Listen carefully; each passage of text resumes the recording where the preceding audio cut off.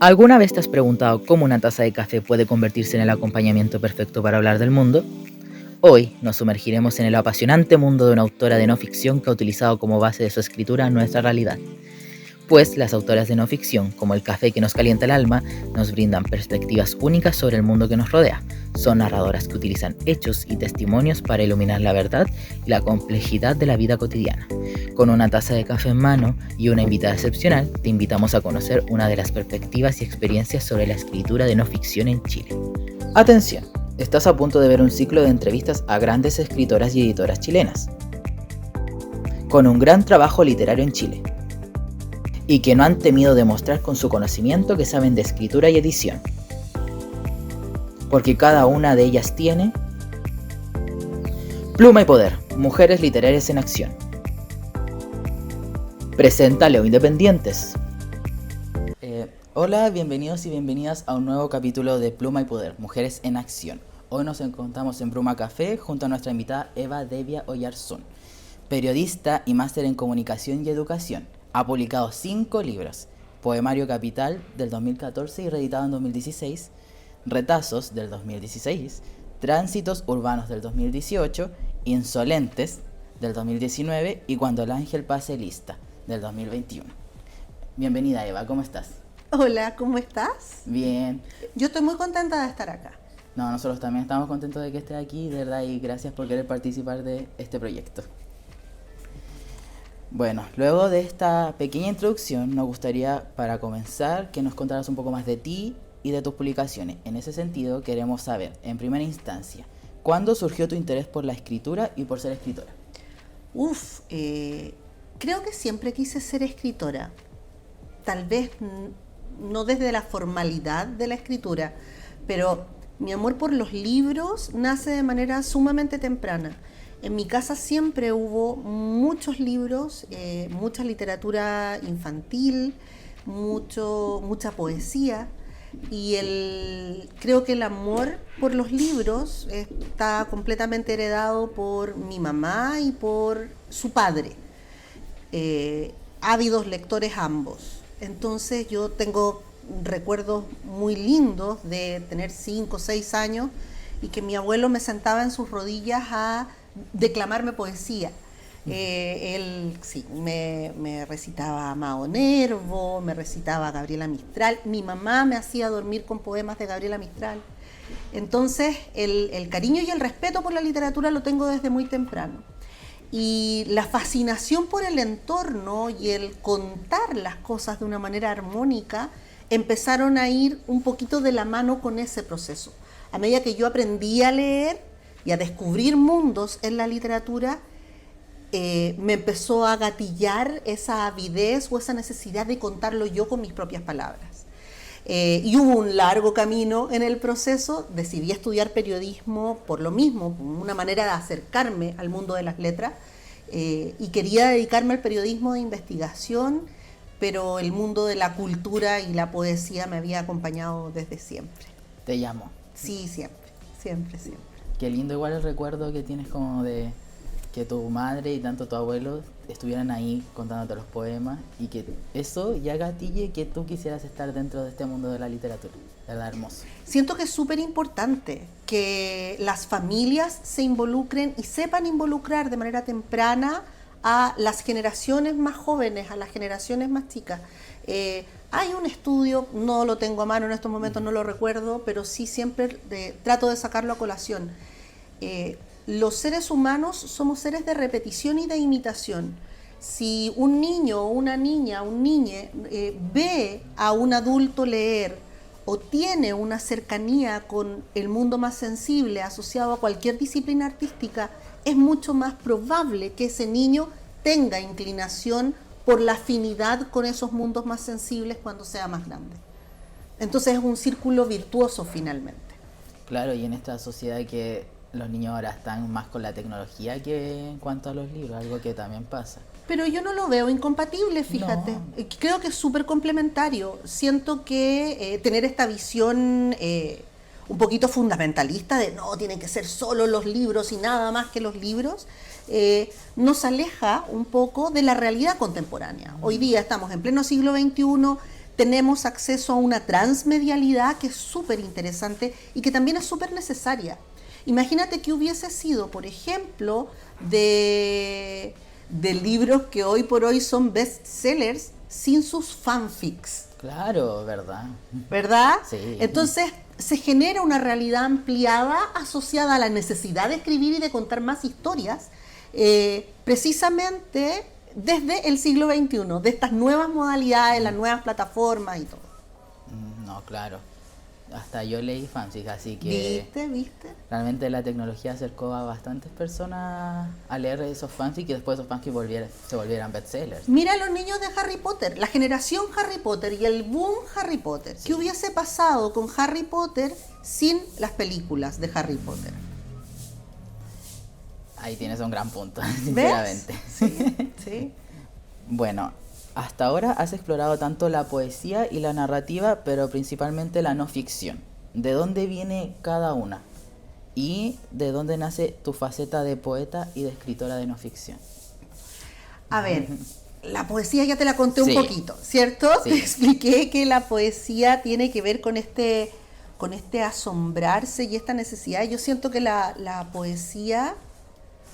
A quienes tenemos un acercamiento de fascinación con el mundo de las palabras, la poesía tiene esta gran magia, esta bomba expansiva de decir mucho o entregar mucho con muy poquitas palabras, ¿verdad? Sí.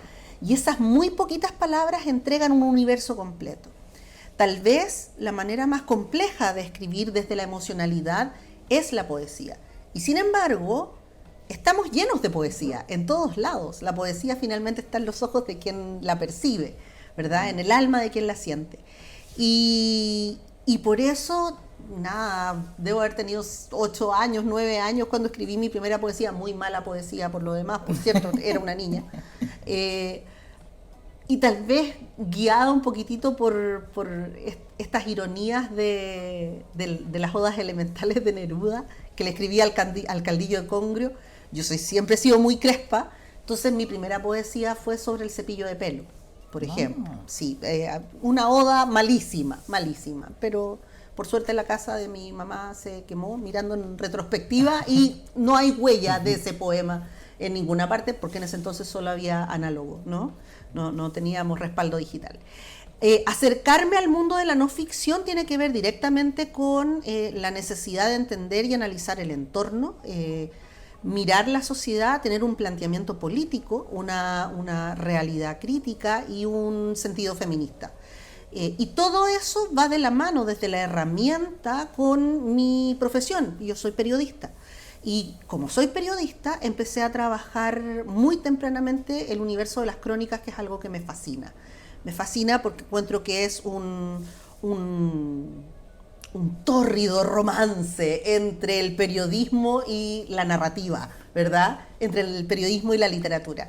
Y como se genera ese amor explosivo, es muy seductor, muy seductor escribir crónica.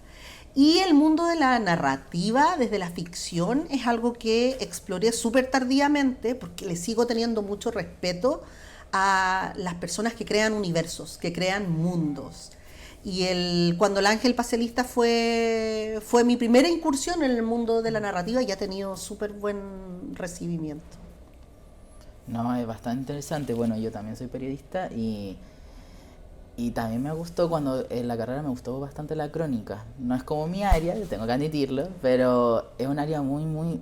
Es que me gusta la crónica y también me gusta la investigación. Siempre me gustó. Finalmente no me fui por ahí, pero... Uno propone, el universo dispone. Exacto. Pero ya que estamos hablando de esta combinación de tu carrera con tu pasión, finalmente, ¿cómo es este proceso creativo de escribir la no ficción? Porque, bueno, o sea, que vemos que gran parte de la literatura, ya sea ficción o no ficción, requiere de investigar para crear. Pero la realidad es en base de no ficción, a diferencia. Entonces, ¿sientes que hay una diferencia sustancial entre la no ficción y la ficción? Es una muy buena pregunta esa. Siento que tal vez por la deformación profesional que tengo, mi ejercicio de ficción tiene mucho de investigación también.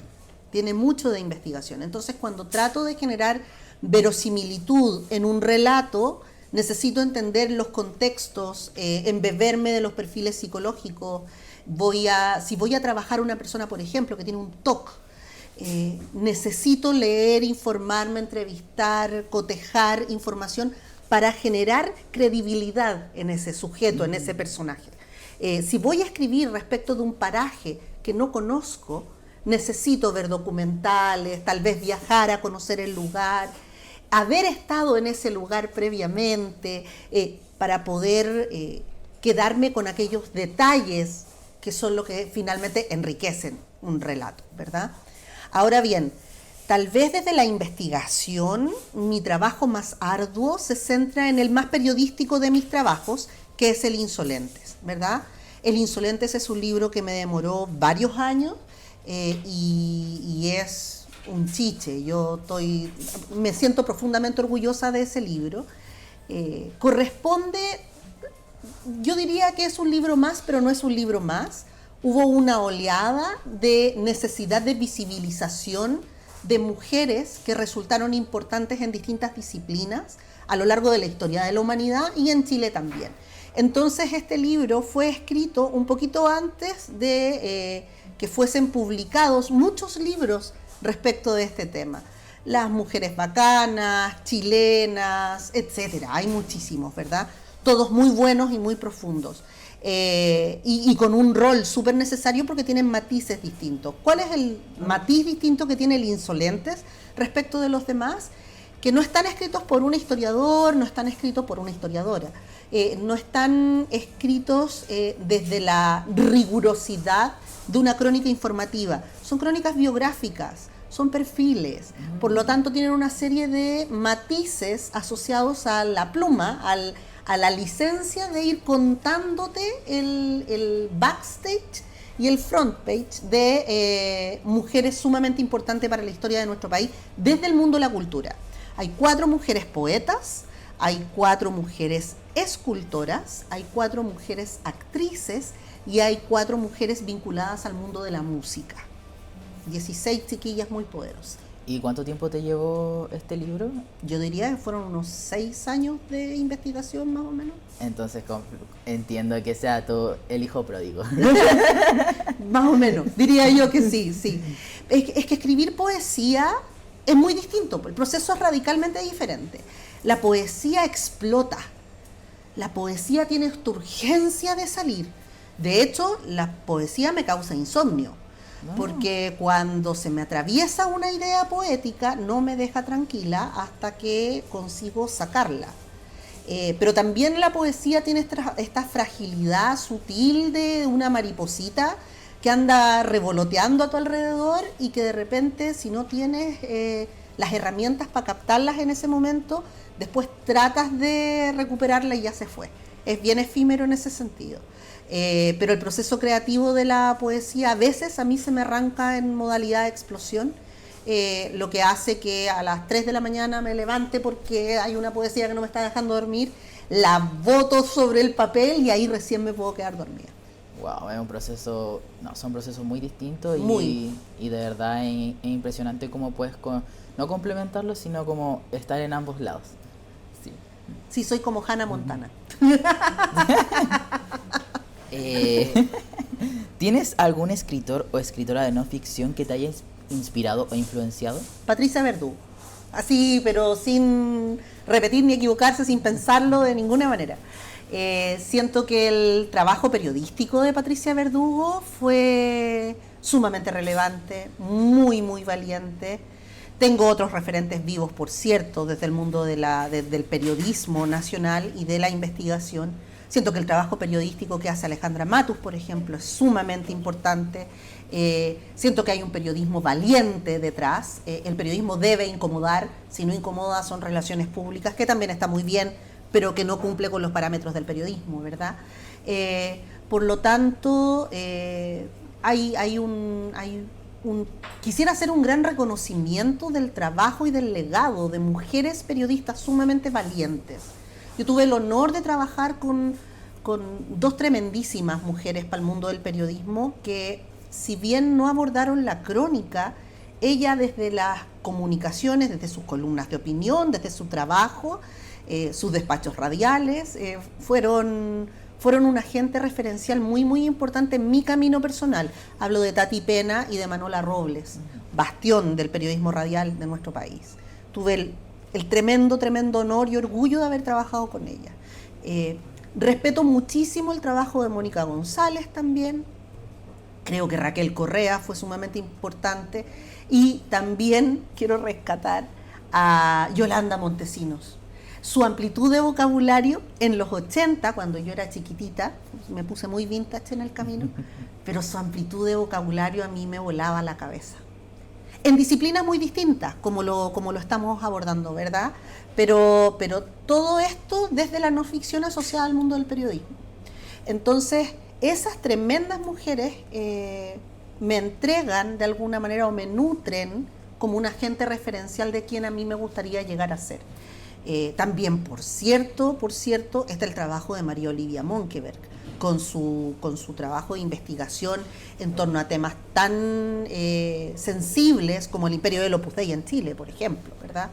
Pero sin duda los zarpazos del Puma y Patricia Verdugo me cautivaron el alma cuando los leí. ¿Fue el primero que leíste de ella?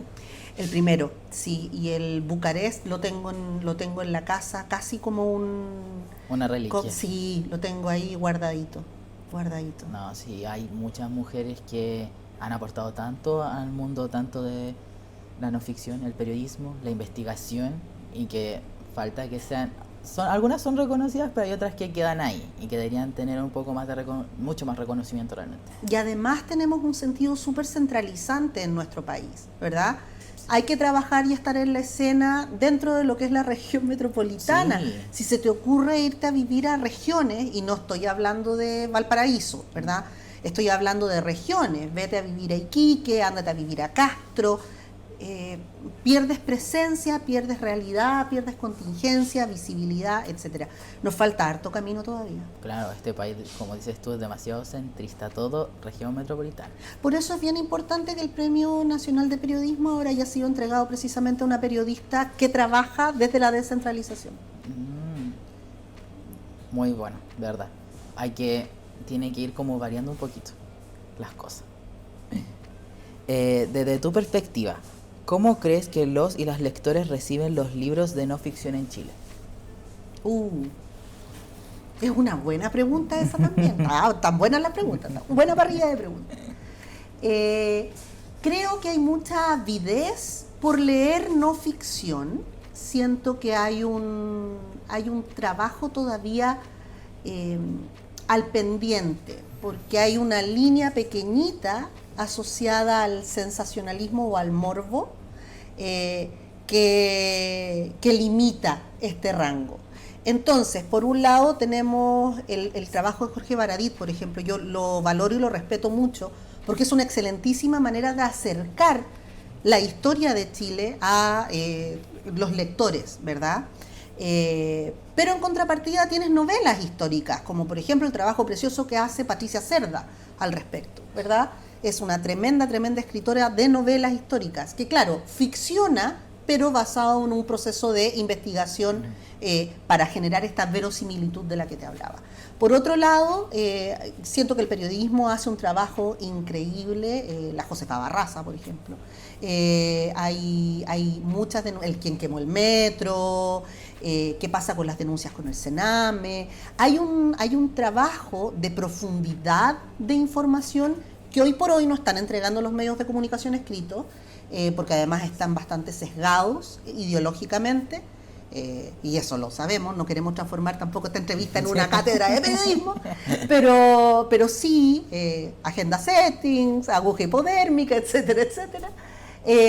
Pero claro, esa información en profundidad no está, y tiene que salir de alguna manera. ¿Y cómo sale? A través de los libros de no ficción. Entonces, ¿crees que estos libros de no ficción son como... sería el aporte de la no ficción a Chile? Completamente. Siento que la no ficción complementa todo aquello que los medios de comunicación no están siendo capaces de entregar. Porque no existe un periodismo realmente comprometido con la verdad, con los hechos, sino que en términos globales, porque también hay que reconocer que hay iniciativas independientes muy potentes en materia de periodismo en nuestro país, pero tenemos este contrapeso tan desigual de los poderes económicos que marcan pauta finalmente. No, claro, como mencionas tú, finalmente los medios de comunicación hay cosas que no quieren hablar, no quieren tocar, que prefieren dejarla ahí. Así es. Y si ellos no lo quieren hacer, ¿quién mejor que un periodista de no ficción y que escriba en no ficción, con una buena investigación? Porque esa es la única forma en que salga la información. Así es, así es. Pero ojo, nos enfrentamos también a la crudeza de la realidad editorial en nuestro país. Sabemos que escribir es una gesta heroica, un poco filantrópica, y también un poquitito asociado al ego, para que estamos con cosas. Hay un tema como de necesidad de presencia, pero no nos hacemos millonarios escribiendo, estamos muy, muy, muy lejos de eso. Y como estamos muy lejos de eso, porque si la gente tiene esta visión ficcionada de los y las escritoras, de que escribimos casi que por hobby, porque mira, voy a hacer esta entrega al mundo, este legado al mundo. Y no es así, es un trabajo, y es un trabajo que requiere horas de esfuerzo, dedicación, días en los que uno pierde contacto con sus seres queridos, te pierdes espacios importantes, y no me estoy haciendo la víctima en el camino, sino que estoy tratando de acercar la visión real de un escritor o de una escritora frente al público, a la audiencia, ¿verdad? Claro, y la mayor prueba de eso sería tu libro Insolentes, que te llevó 5 años. Sí, ojo, no me dediqué en exclusiva a escribir Insolentes, eso hay que marcar el punto. ¿Por qué? Porque no podría dedicarme en exclusiva a... Hay que trabajar, hay vida detrás. Tengo esta mala costumbre de comer, fíjate. Entonces uno necesita pagar las cuentas para poder comprar comida, por ejemplo. Sí, y no solo eso, pago luz, agua, gas, teléfono, internet, dividendo. Entonces sí, hay un costo de vida que tengo que suplir, y eso no se suple con el mercado de los libros. Claro. Eso se suple con mi trabajo como periodista, mi trabajo como académica, con las charlas, con los conversatorios, con los talleres. Es todo un circuito, una sumatoria de elementos. Claro, si finalmente uno tiene que vivir. Así es. Uno no puede vivir solo escribiendo. O sea, ¿qué más quisiera yo? ¿Qué claro, más quisiera pero yo, de verdad? En este país por ahora no. No tenemos cómo, no. Y ojo, ni siquiera Baradit. Claro. Ni siquiera Baradit con el full ventas que es. Hablando de no ficción, ¿qué temáticas prefieres abordar en tu escritura?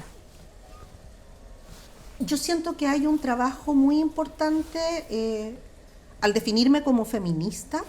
Hay un compromiso temático, porque no soy feminista a secas. Yo abogo por el feminismo transaccional, y como abogo por el feminismo desde allí, hago propia y carne todas las causas sociales. Por lo tanto, Chile es una olla gigante donde convergen un montón de carencias sociales y desigualdades sociales. Las diversidades de identidad de género, la transculturización que tenemos. ¿Qué pasa con la interculturalidad? Tenemos flujos migratorios súper importantes, tenemos pueblos originarios, tenemos la temática de la mal llamada tercera edad, ya a estas alturas debiese ser cuarta edad, ¿verdad? Hay falta de dignidad, hay problemas de carencias estructurales, hay mezquindades sociales súper potentes. Y todo eso se resume en cortito en el feminismo transaccional. El Insolentes a mí me hizo ver que ser mujer, independiente de donde tú estés parada en el estrato socioeconómico o en el componente histórico, te genera una serie de dificultades extra. Pero esas dificultades extra yo he tratado de permeabilizarla en todos mis libros. En El Tránsitos Urbanos, que fue mi primer libro de microcrónicas, No se transmite de manera tan evidente el feminismo como en El Insolente, porque las protagonistas son todas mujeres. Pero El Insolente aborda de una manera bastante íntima violaciones, diversidades sexuales o de orientación de género, flujos migrantes. Hay una serie de temáticas: pobreza, riqueza, muertes de hijos, de hijas, enamoramientos en distintos rangos etarios, y un largo etcétera. Entonces eso nos permite mirar y reconocer a estas mujeres tan importantes con un prisma distinto. Mirar, por ejemplo, a la tremendísima poeta punk Stella Díaz Barín y entender que su único hijo fue producto de una violación. Y ella, en un acto de valentía muy, muy potente, decide traer a ese hijo, llamar a ese hijo profundamente, hasta el fin de sus días. El hijo la acompañó hasta el final. Ella terminó en cuasi condiciones de indigencia, por ejemplo, ¿verdad? Siendo una tremendísima poeta, muy, muy reconocida, sobre todo después de su muerte. Y ella, como para dar solo un ejemplo, porque si no me pongo a hablar de La Insolente y no paro nunca más. No, suena muy interesante, Insolente, realmente a mí me está atrapando. Muy bien, muy bien eso, muy bien. Bueno, pasando a otro punto, sabemos que en la no ficción hay temas muy complejos, como tú lo estás relatando. En ese sentido, ¿es difícil el proceso de investigar y recabar información para completar, por ejemplo, tus Insolentes? Completar El Insolentes para mí no fue difícil porque, si bien aborda temas complejos dentro de la vida de cada una de estas mujeres, hay un trabajo de investigación asociado a lo que está ya escrito y lo que está ya planteado y ya manifestado. Yo trabajé buscando mucha bibliografía en hemerotecas, mirando entrevistas, buscando y rebuscando lo que se ha dicho sobre estas personas. Pero no tuve la oportunidad de entrevistar a ninguna de estas 16 mujeres. Digo, necesitaría algún acto psicomágico, no sé, un Jodorowsky que me acompañe para poder contactar a Gabriela Mistral, ¿verdad? Una máquina del tiempo. Exacto, una máquina del tiempo, y eso no contamos con los recursos para ello. Entonces, escribir El Insolentes no me resultó complejo. Sin embargo, a mí me agarró la ola de la maternidad cuando yo tenía listo y preparadísimo El Insolentes 2. Así, mentalmente lo tenía listo para ponerme a investigar y a escribir. Hay que entender que yo publiqué El Insolentes en pleno estallido. Y como publiqué El Insolentes en pleno estallido, me golpeó de manera muy sensible la estructura política, el cómo las mujeres se involucran en la política. Y al ver cómo las mujeres se involucran en la política, quedé con esta sensación de hablemos de mujeres en política en nuestro país. Y me agarró esta ola de la maternidad y me dio vueltas y me dejó en otra playa, ¿verdad?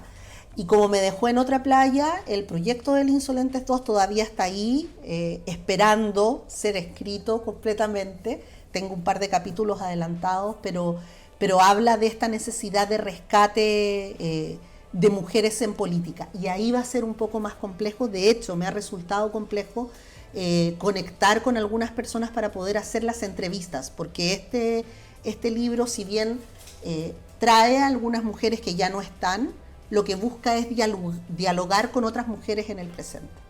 Pero ese es un proyecto que todavía está en desarrollo y en construcción. Claro, es un proceso que va a tardar también, ¿no? Sí. Un ratito más por lo menos. Un ratito, no algo que se haga así. No, para nada. Pero confiamos y esperamos en que salga en algún minuto. Bueno, Eva, tú trabajas junto a editoriales. ¿Puedes contarnos un poco sobre el proceso de edición que pasa por un libro de no ficción específicamente? El Insolentes, yo siento que El Insolentes es el libro de no ficción que trabajé específicamente con una editorial de no ficción, Por lo tanto, creo que es el libro que más rescato desde esta dinámica específica que ustedes me están pidiendo. Yo me defino muy como el título de ese libro, soy bastante insolente para mis cosas y como soy bien patúa y entradora, en una feria, en una primavera del libro, hace algunos años atrás, me acerqué al stand de Editorial CESOC. Editorial CESOC, CESOC es Centro de Estudios Sociales, nació en tiempos de dictadura como una respuesta a la necesidad de mantener análisis crítico desde la no ficción sobre los hechos políticos y sociales que estaban ocurriendo en Chile y en el mundo también. Y me acerqué a la editorial entendiendo que la editorial había tenido la valentía en su momento de publicar Los zarpazos del Puma, de doña Patricia Verdugo, ya mencionada, y me acerco y le digo al editor que estaba allí, dije, esta es la mía, voy. Le dije, hola, tengo un libro para ustedes. Este libro necesita esta casa editorial. Y le explico el proyecto. Julio me mira. Julio es un hombre muy, muy apasionado, muy comprometido con los proyectos en los que se embarca y también es muy derecho. Es muy recto en su actuar y es muy frontal. Me dijo, entiendo toda esta dinámica de narrar de manera entretenida o de manera única o distinta cada una de las biografías, pero tú sabes que Editorial CESOC publica solo no ficción. ¿Está todo respaldado? Por supuesto, le dije, si es una investigación periodística. Ah, porque si es así, mándame el material. Y le mandé el material. Y una vez que le mandé el material, Julio enganchó de inmediato con la idea, fue muy, muy generoso.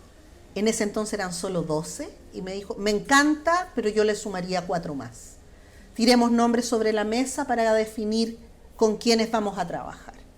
Y el proceso de edición que hizo la editorial a mí me dejó sumamente conforme.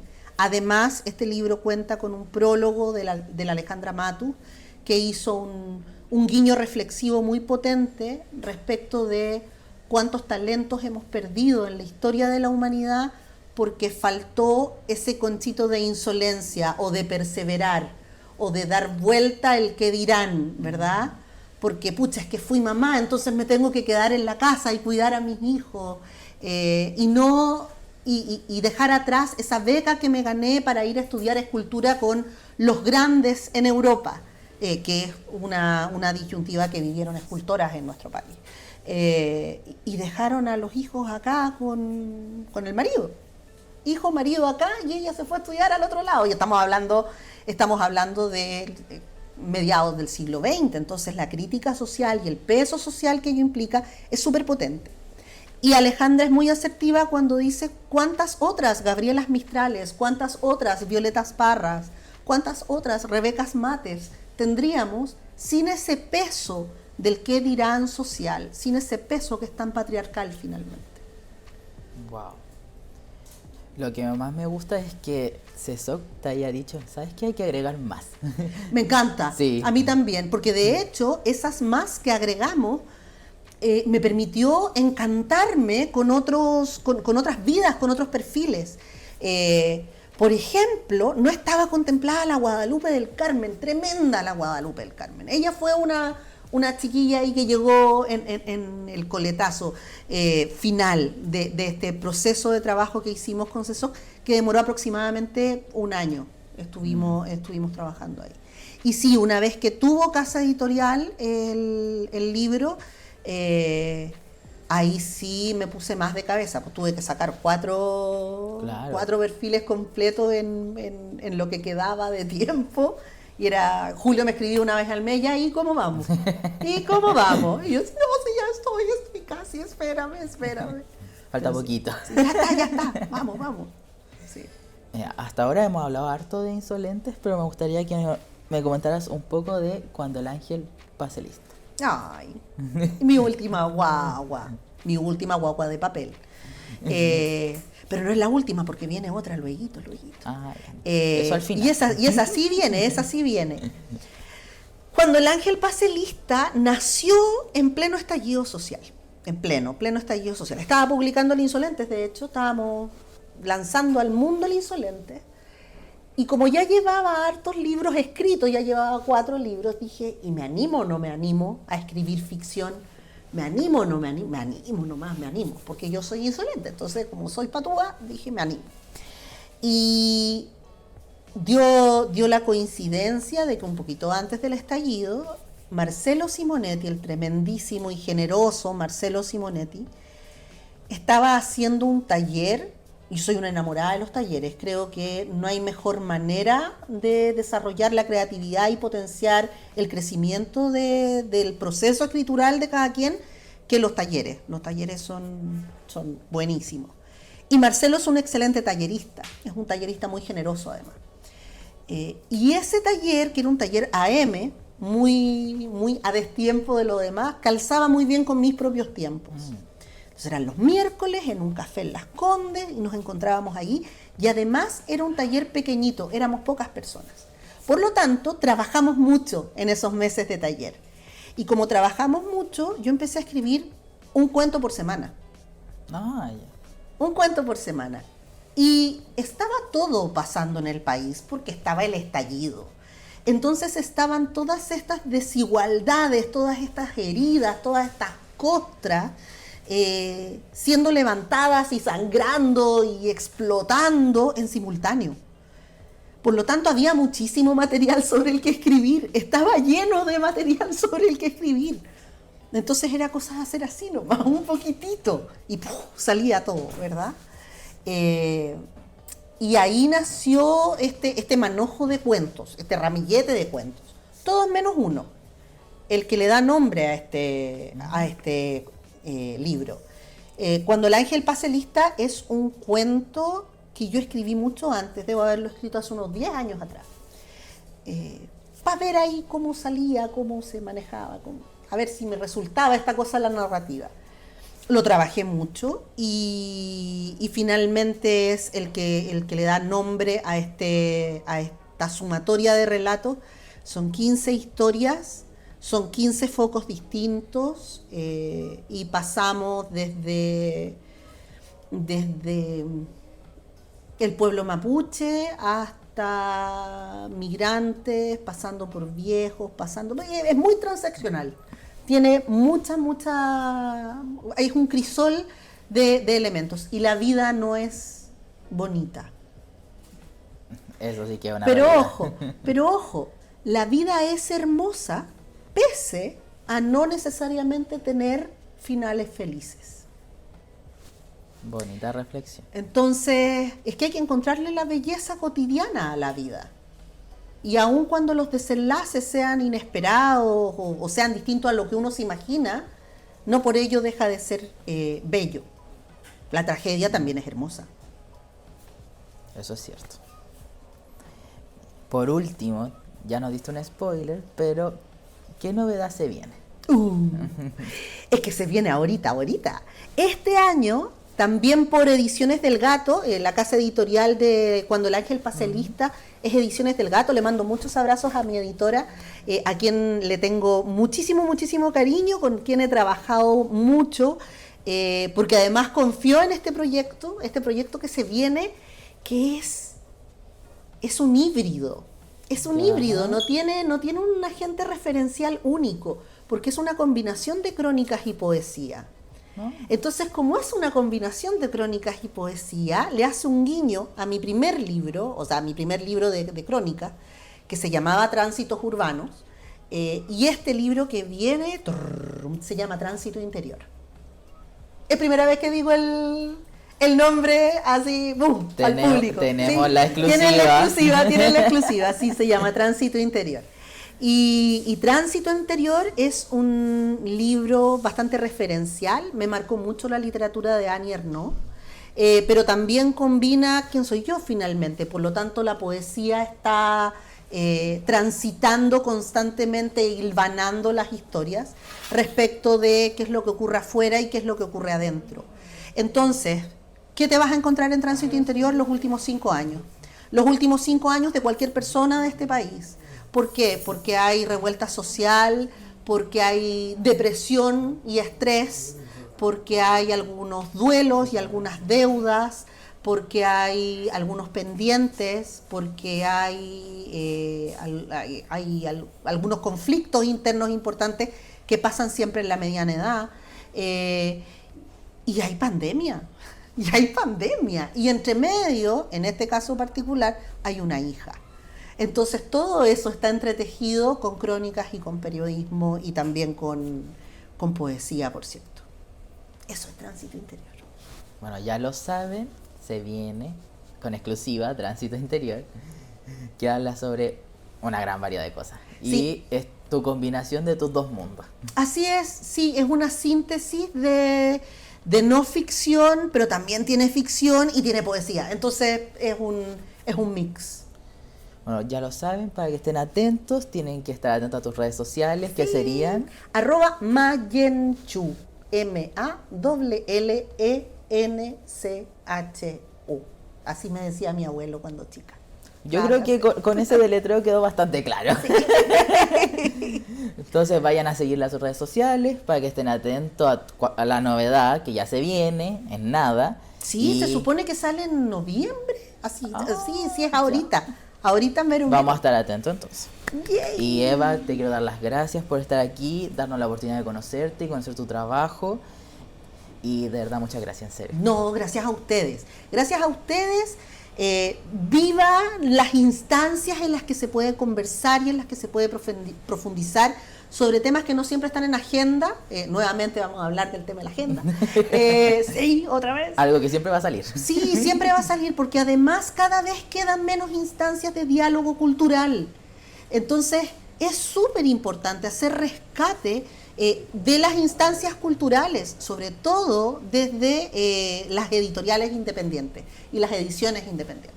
Sí, bueno, por eso este proyecto, porque se necesitan canales de difusión. Así es. Para las escritoras, los escritores, las editoras independientes chilenas. Entonces, nos vemos en un próximo capítulo de Pluma Poder, Mujeres en Acción, y espero que estén bien. Un proyecto financiado por el Fondo de Fomento de Medios de Comunicación Social 2023 junto a CORE, Consejo Regional, Gobierno Regional Metropolitano de Santiago y al Ministerio de Secretaría General de Gobierno y Gobierno de Chile. Presenta Leo Independientes. Colabora Bruna Café. Pluma y Poder, Mujeres Literarias en Acción.